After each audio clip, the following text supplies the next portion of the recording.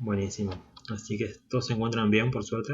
Están todos bien de salud, están todos bien con esta situación.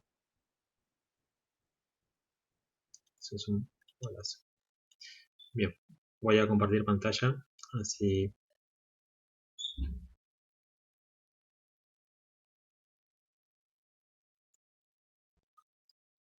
así pueden ver.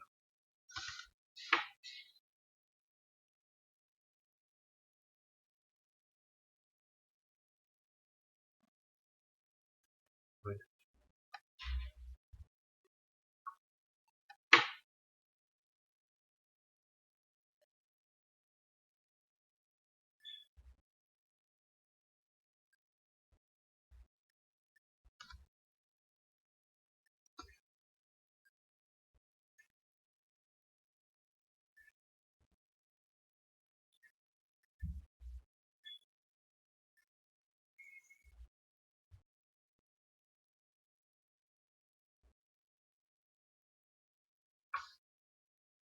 bien, ¿todos están viendo la pantalla? Sí, se ve, profe. Bien, perfecto. Vamos rapidísimo. Eh, Vieron que todo tiene que ver con Piaget, que son muchas cosas. Esta primera parte de proceso de aprendizaje hay muchas cuestiones que vamos a poder profundizar después cuando vamos desintegración sensorial, esto de sensación y percepción y por qué es importante nosotros saber cuando hay desintegración sensorial, porque bueno, eso nos da como respuestas a muchas situaciones que pueden estar presentes en el aula. ¿Sí? Y después ya lo otro es un poquito de lo que ustedes ya conocen, que tiene que ver con conceptualización, simbolización, generalización y abstracción, para poder generar el número. ¿Sí? Estas son las lógicas necesarias para que haya número, ¿sí? Que es a veces cuando no nos puede llegar a pasar en las escuelas, cuando hagamos las residencias, cuando nos insertemos dentro de las escuelas especiales, generalmente vemos que a veces hay muchas fallas en relación a número o a las definiciones de número y muchas veces tienen que ver con poder brindar experiencias previas, ¿sí? Del trabajo sobre estas formas de pensamiento, sobre la conservación de la cantidad, sobre la aceleración, sobre la correspondencia, los cuantificadores y la clasificación, ¿sí?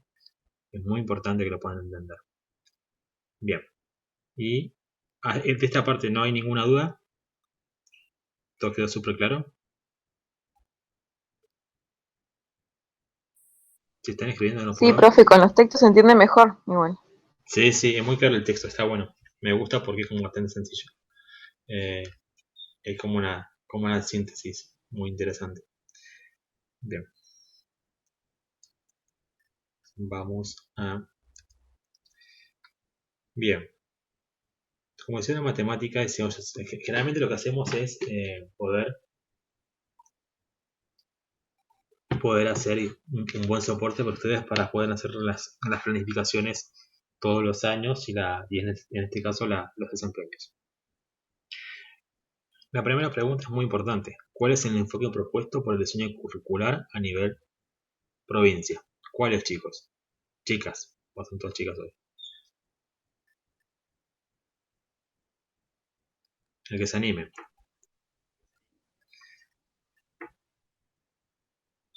Aproximativo. ¿Ni por qué es aproximativo? O sea, ¿o qué entendemos por aproximativo?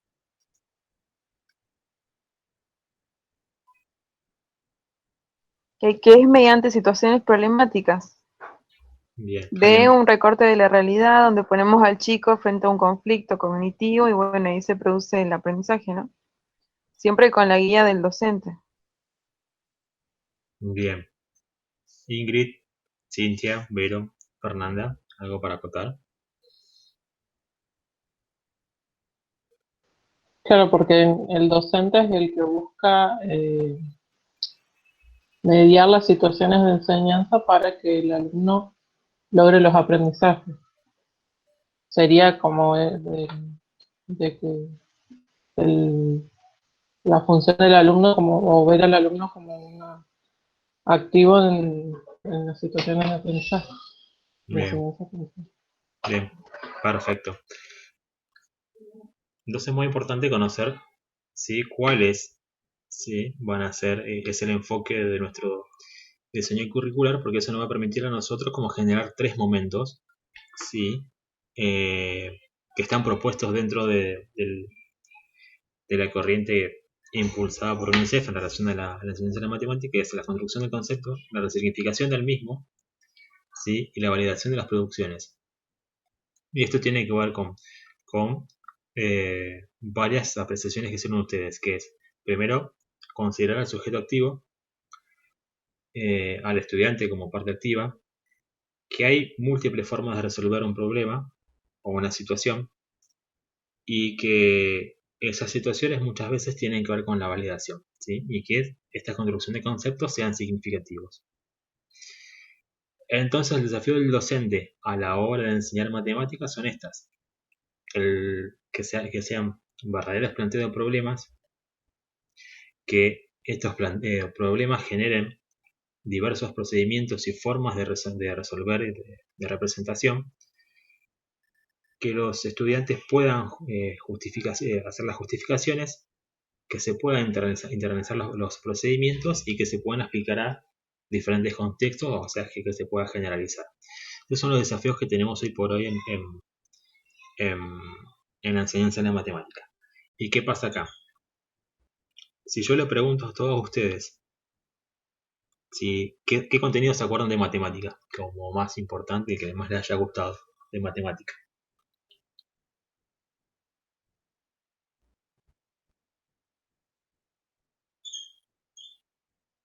Vamos, algún contenido de matemática le tiene que haber gustado.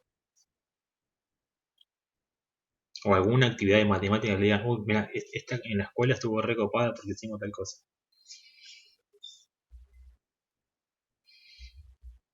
Pobre los profes de matemática. Sí, es que yo la experiencia que tengo en matemática es aprendamos fórmulas, como que la experiencia o llevarlos a un plano concreto era un poco alejado. Entonces, como uno piensa en matemática, a ver qué puede ser bueno. Exactamente. Por ahí es difícil por eso. El resto también la pasó mal con matemática. Sí, matemáticas siempre fueron un problema en mi vida. Bien. Tampoco no tengo recuerdos así de actividades que como que me hayan marcado, ¿no? La verdad que no. Siempre los ejercicios, como muy... Bien. Nada que haya sido significativo. Ahí. Exactamente.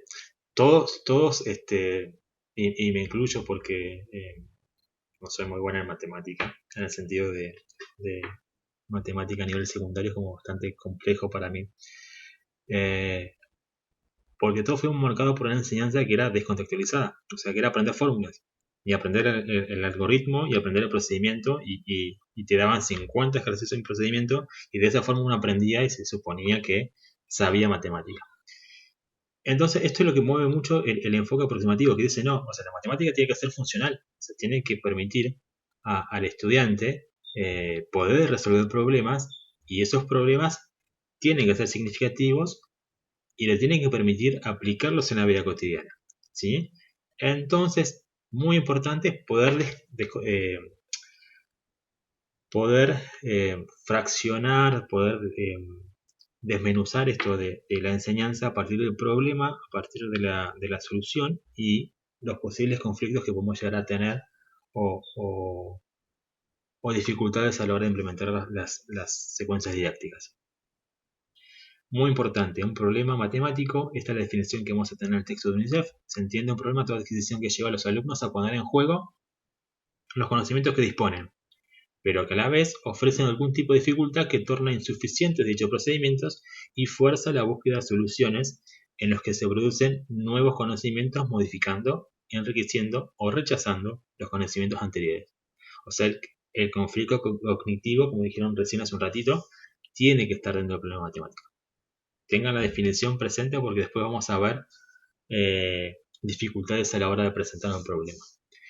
Entonces, un buen problema matemático tiene que tener valor en sí mismo, o sea, que sea funcional, que no importa si es contextualizado a la vida cotidiana o no, pero que sí que ofrezca eh, un desafío cognitivo una dificultad para razonar, ¿sí? O sea, que tengamos que deliberar, que tengamos que pensar, que es abierto porque nos permite realizar múltiples formas de resolución y que es rico justamente porque me permite generar nuevos aprendizajes, ¿sí?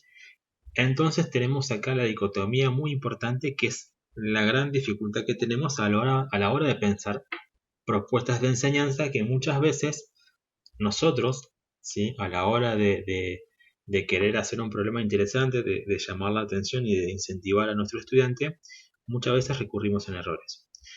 Primero es poder conceptualizar que hay dos tipos de problemas, los problemas escolares y los problemas matemáticos, ¿sí?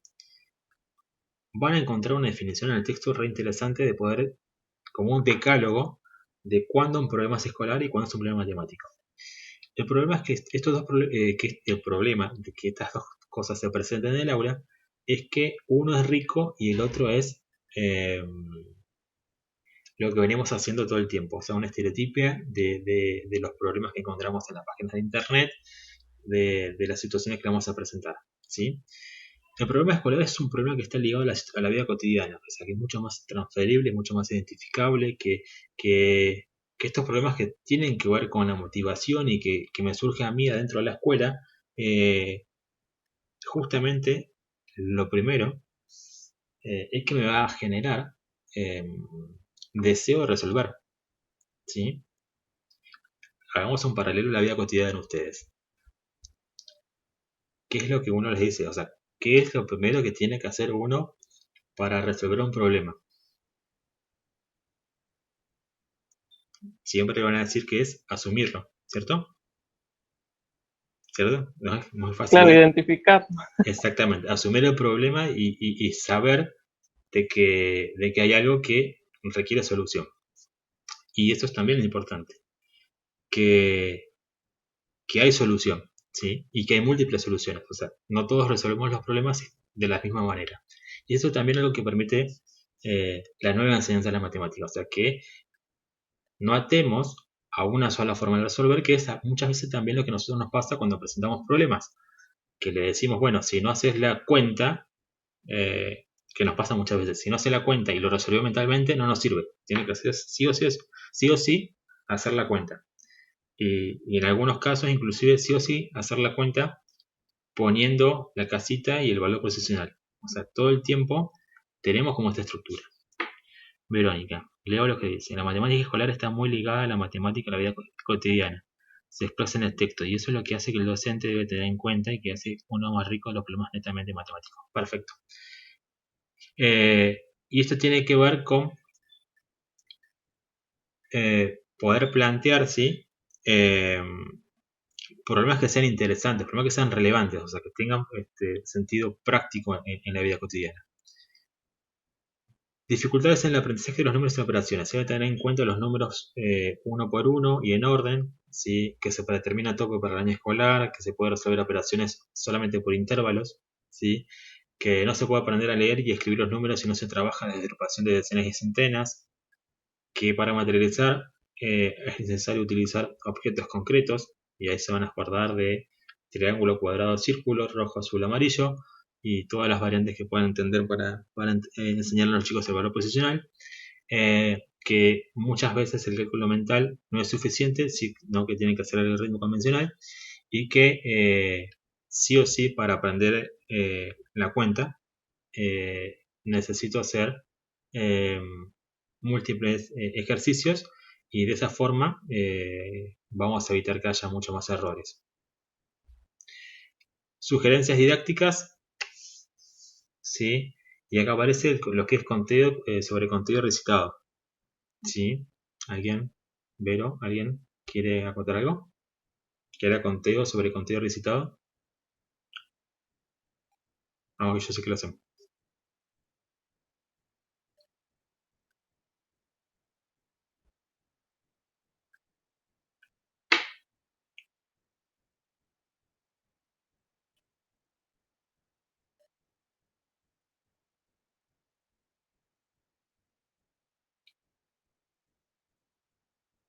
¿Qué era recitar la serie numérica?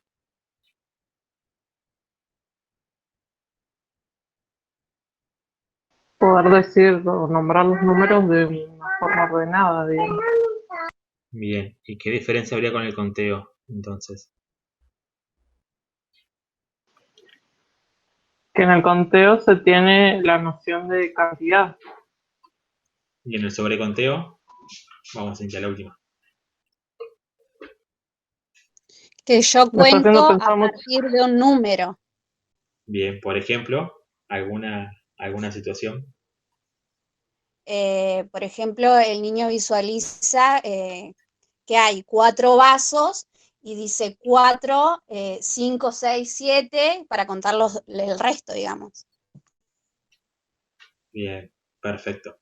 Entonces, sí, o sea, podemos, es muy importante que podamos hacer la distinción, ¿sí?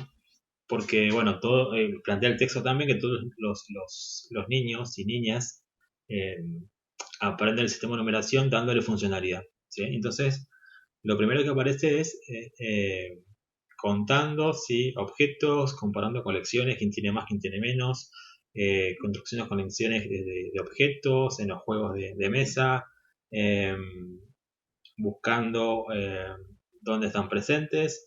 Y el primer ejemplo siempre que está muy ligado a la vida cotidiana de los papás es que vieron que los chicos los primeros números que aprenden como referencia son los canales de la televisión. ¿Qué canales son los más frecuentes? O el volumen del tele. Es como que el uso social del número está como muy ligado a la practicidad hoy por hoy. Eh, y también sí que hay como muchas formas de representarlos y escribirlos, ¿sí? Puede ser una forma también de enseñar el número. Vamos a ver que hay como diferentes formatos y el formato de la escritura convencional es uno, pero no necesariamente esa, sí o sí, si no hay escritura convencional del número, no quiere decir de que no haya posibilidad de contar ni de hacer un uso funcional de la numeración, ¿sí? Bien, presentación de estructura aditiva. Y este es como lo más grueso y lo más importante a la hora de poder pensar, ¿sí? Eh, las situaciones problemáticas. Hay tres tipos de situaciones problemáticas, ¿sí? De medida, de estados relativos y de transformaciones. Es muy importante que podamos entender que la numeración es un conjunto y dentro de ese conjunto hay una cantidad determinada de objetos, que es la cardinalidad, y que está dentro de un orden, que es la ordinalidad, y que la numeración es una unión de conjuntos. O sea, el 1, el 2 incluye el 1, el 3 incluye el 2 al 1. O sea, que de esa forma uno va entendiendo cómo funciona la lógica de la construcción del número. Entonces nosotros al presentar situaciones problemáticas, por más que muchas veces parezcan iguales, muchas veces hay desafíos cognitivos diferentes. ¿Sí? Acá tenemos tres problemas. Pablo tenía tres figuritas, le regalan dos más. ¿Cuántas figuritas tiene ahora? Bien. Segundo problema. Marcela compró dos alfajores blancos y tres alfajores negros. ¿Cuántos alfajores compró en total? Y el tercero, Lucía tiene tres caramelos y Joaquín dos más que ella. ¿Cuántos caramelos tiene en total? ¿Sí? ¿Qué pasa acá? Yo sé que Vero leyó el texto porque me acotó muy bien. ¿Llegaste a la parte de estos problemas? ¿No? ¿No? Bien. Tenemos nuestro problema. Pablo tenía tres figuritas y le regalaron dos. ¿Sí? El primer problema, ¿sí? Son de medida. ¿Sí? ¿Por qué? Porque son cantidades fijas. ¿Sí? Porque el 3 representa una medida de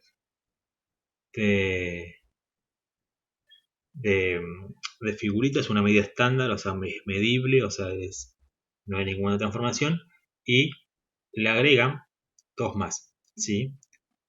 Entonces tenemos un estado inicial y un estado de final, ¿sí? El estado inicial es que tenemos dos figuritas, le agregan tres, que sería la parte aditiva, y de esa transformación, de ese problema, es el resultado número 5. ¿Bien hasta ahí?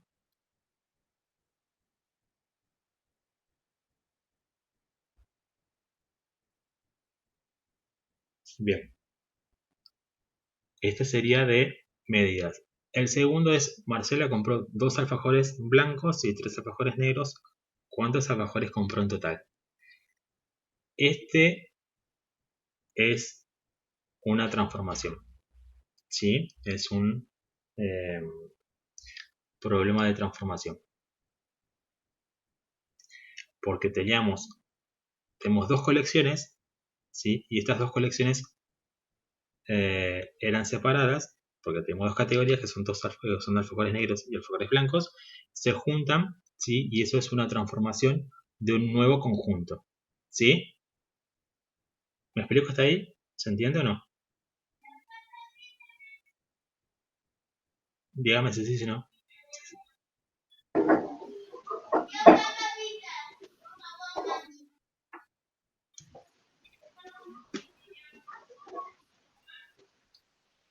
Claro, pero las colecciones siempre tienen que ser Claro, iguales. claro, ustedes tienen, en el ejemplo, bueno, tienen figuritas, y lo que yo hago es agregar de lo mismo más figuritas, o sea, sigue siendo una medida. En el segundo son transformaciones. Yo tengo un conjunto, otro conjunto, porque son dos tipos de alfajores, y transformo y genero un conjunto nuevo. ¿Sí? Por más que estén presentados de la misma manera la numeración, que sean 2 y 3, y que el resultado sea 5, el sentido de la estructura aditiva o el sentido de cómo se representan los números es diferente. Y en el tercero, que dice Lucía tiene 3 caramelos y Joaquín 2 más que ella, ¿sí? Es un problema de estructura de estado relativo, ¿sí? Porque yo lo que hago es ahí comparar, ¿sí? Eh, comparar un conjunto, ¿sí? Y ese conjunto lo pongo en contrastación con el otro, ¿sí? No necesariamente lo tengo que sumar en el sentido de incorporar, como nos pasaba con los alfajores, que yo juntaba los dos y hacía uno, sino que yo tengo este y sobreconteo con este para generar un grupo nuevo, ¿sí? O sea, Lucía tiene 3 caramelos y Joaquín tiene 2 más que ella, yo comparo mi conjunto, ¿sí? ¿Está? Entonces, si bien los tres tienen la misma numeración, el problema 1 es mucho más simple, el problema 2 es más complejo y el tercero es que implica establecer relaciones entre conjuntos, sería como un grado más elevado de problema matemático, de estructura aditiva. ¿Se entiende?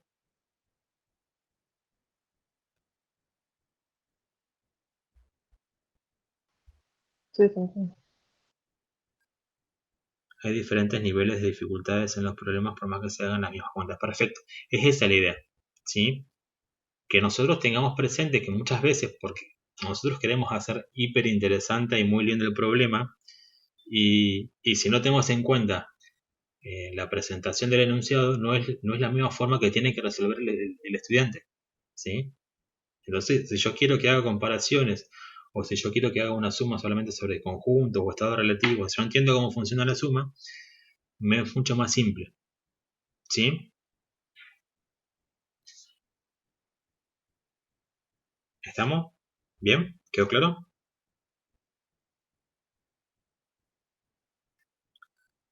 Sí, profe. Bien, Sí, profe. bien, perfecto. Eh, entonces es muy importante que puedan ver esta parte de, de la presentación de los problemas, porque nos pasa muchas veces que por hacerlo interesante no nos metemos en este problema. Es muy importante que cuando lo planteen, promuevan también el trabajo grupal, que promuevan el intercambio de ideas y que promuevan que hay muchas formas de resolver los problemas, que el algoritmo convencional es una forma más económica de resolver los problemas, ¿sí? Porque en realidad hay muchas formas de resolver, pero la cuenta o el cálculo es como la más simple para algunos, y eso es lo que tienen que tratar de focalizar a la hora de nosotros institucionalizar o querer cerrar un aprendizaje, porque enseñar que sí o sí se tiene que hacer la cuenta porque sí, no tiene gracia. ¿Está? Si yo voy a la suma, le enseño la suma y después le enseño la suma repetida o la suma reiterada como principio de establecer cantidad de una regularidad para enseñar después la multiplicación. La multiplicación es la forma económica o la forma más simple de hacer sumas repetidas, ¿sí? Entonces el nene tiene que entender, y que por eso se hace mucho hincapié en que yo sumo varias veces para llegar a una transformación. Y eso es lo que tienen que entender los chicos, que nosotros matemáticos lo que busca es generar procedimientos más económicos, o sea que sea mucho más simple las situaciones de la vida cotidiana. Matemática de esa manera, si yo enseño en trigonometría, enseñarles que con la trigonometría puedo establecer cuánto mide una pared, ¿sí? Una pared en la vida cotidiana, y que mucha gente que trabaja en la pintura lo pueden traspolar, o para cruzar un río, cuáles son las funciones prácticas de la matemática, no solamente acotarse a suma, resta, y enseguida traspolarlo a lo que tiene que ver con el uso del dinero. Así que generalmente uno dice, bueno, suma, resta, la funcionalidad en la vida cotidiana, enseguida viene la transacción económica como única forma de la vida cotidiana de traspolar con estos contenidos, ¿sí? Hay muchas más, y la idea es que puedan ustedes entender a dónde apuntamos, o sea, cuál es el objetivo. La enseñanza de la matemática el sistema de numeración tiene como muchas dificultades, las van a ver ahí, desde el nombre, desde la estructura aditiva, como está pensada nuestro sistema de numeración, tiene como muchas dificultades, ¿sí?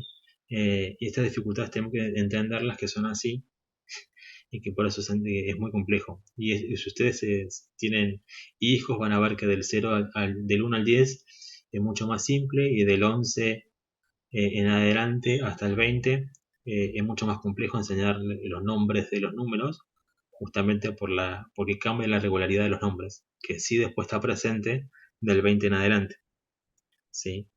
Porque tenemos 1, 2, 3, y tenemos 10, 11, 12, 13, 14, 15, 16, 17, 18, 19, y ya arrancamos con la regularidad, que es mucho más fácil para los chicos. Entonces hay muchas dificultades en la hora de entender cómo funciona nuestro sistema de numeración. En cuanto a la evolución de las formas de enseñar los problemas, ustedes ya lo saben, ir con la suma, ir con la suma reiterada, la multiplicación. La resta es el procedimiento de reversibilidad en relación a los estados que vimos en las estructuras aditivas. Y ustedes vieron que la semana pasada vimos este tema de la correspondencia, de las tres formas de correspondencia que había, de las 2 formas de la espontánea y la provocada. Y estas formas de hacer correspondencia es como lo previo también para enseñar la división, ¿sí? Entonces es muy importante, si bien hacemos correspondencia todo el tiempo, saber también que hay 2 formas de establecer correspondencia. Entonces dependiendo que queramos trabajar, ¿sí? Se los podemos dar a los alumnos, ¿sí? Igual sigue siendo correspondencia y tenemos como diferentes niveles. ¿Estamos hasta ahí? ¿Quedó claro todo? Bien, perfecto. Esta es la parte de matemática. La parte de transferencia va a estar en el foro.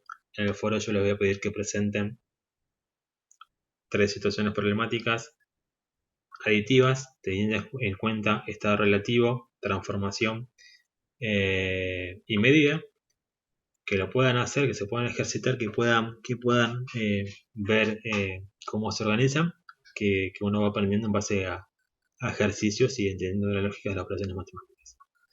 La semana que viene tenemos una sola clase que tendría que ver con las orientaciones didácticas de ciencias naturales y ciencias sociales. Vamos a avanzar más que nada en sociales, porque yo sé que en naturales están muy bien, pero sí en ciencias sociales me interesa mucho que podamos entender, si ustedes vieron el programa de la parte de presentaciones, que definimos 2 tipos de didácticas, que es la noción de espacio y la noción de tiempo, porque vamos a ver un poquito de lo que tiene que ver con las lógicas de formación del tiempo y del espacio y cómo posibles actividades pueden ser significativas, ¿sí? Entonces, un texto bastante interesante, es como otro punto de vista de poder entender ciencias sociales, así que bueno, espero que les guste, ¿sí? Bien, consultas, dudas.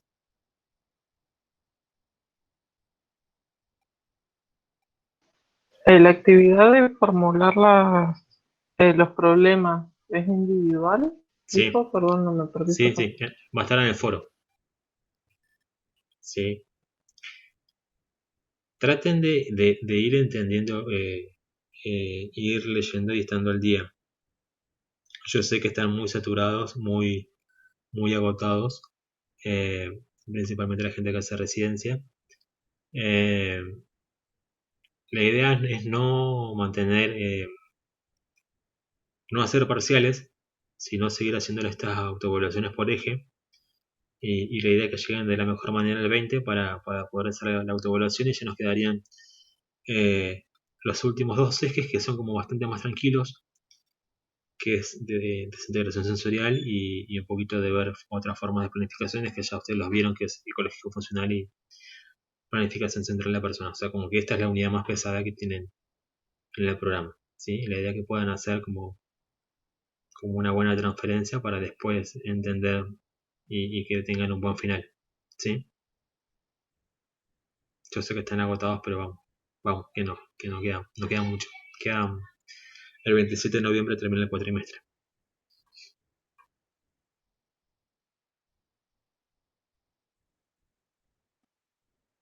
¿Ninguna consulta, ninguna duda?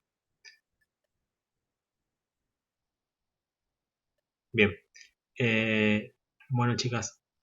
Cifer, ¿ibas a decir algo? No, profe, eso, que no, por ahora ninguna consulta. Bien, buenísimo. Bueno, entonces, espero que estén bien. Ahora yo dejo la clase y subo las consignas al foro, así que bueno, espero que estén bien y que tengan una buena semana. ¿Sí?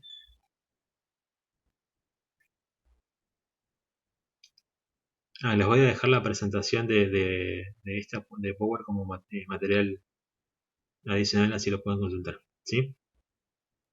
Así que bueno, espero que estén bien, chicas, y nos estamos viendo la semana que viene. ¿Hasta cuánto hay tiempo para Bueno, ponerse perdón, Ingrid, lo ideal es que te puedas poner lo más al día posible en el foro. Yo los foros no los cierro, quedan abiertos. Pero si bien es asincrónico las intervenciones en el foro, lo ideal es que participes durante la semana. Fíjense que no estoy poniendo tanta carga en el foro tampoco como para que tengan que sí o sí participar, pero sí háganla porque van a llegar mejor para el 20, ¿sí? Que son 2 semanas más. ¿Sí? Así que bueno. Bueno, chicas, nos estamos viendo. Cualquier cosa me mandan por mensajería interna y no sé, que tengan buena semana. ¿Sí? Bueno, profe, nos vemos. gracias, profe. Hasta luego. Chao, profe, nos vemos. Chao, profe.